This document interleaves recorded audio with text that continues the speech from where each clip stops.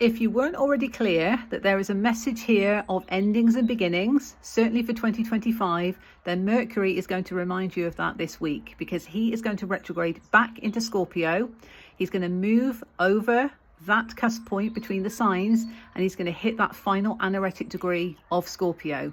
In doing that, he's going to form an exact opposition with Uranus, currently retrograde in Taurus, therefore bringing up these aspects of what our thoughts are revealing when it comes to our comfort zone and needing to change, needing to promote change in terms of familiarity versus a bit of risk, feeling that inner security as well. How are we communicating with ourselves in relation to that? And also, next to the Sun and Lilith in Scorpio, Mercury is also going to be showing us, are we communicating from our shadows? Are we actually recognizing what's coming up from shadow aspects to inform our communication on a soul level? And with a grand water trine, with those three in the mix, and then Jupiter retrograde Cancer, Neptune and Saturn both retrograde in Pisces, it's being open to the lessons and being open to what is being revealed. That could be hidden aspects, could be shadow aspects that we need to pay attention to gain that knowledge and wisdom that is ultimately going to inform our expression and our communication going forward.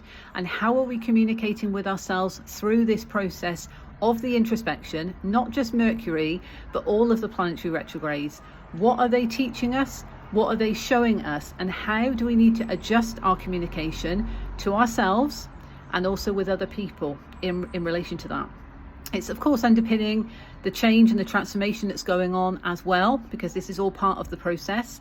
And there is this need to aspire to detach from the past, because the midheaven of the chart at the time he hits that final anaretic degree will be in Cancer, and there will be a sextile between the midheaven and the South Node in Virgo. South Node will also be sextile to Venus and the Moon in Scorpio. We need to go deep in terms of our feelings and be honest and real with ourselves about where we are investing our time, our energy, our love, our money, and how that is contributing to all of this as well. And recognizing that we need to detach from these cycles that are not serving us. Okay, so it's about communicating with ourselves fairly, but also honestly, and in that raw, real way that Scorpio will of course be requiring of us, and going deep in order to do that, because it's very transformative.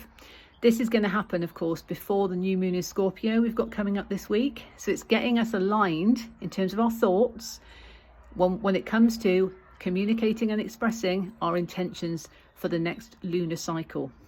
So I'm sending you all my best. I'll see you on the next video.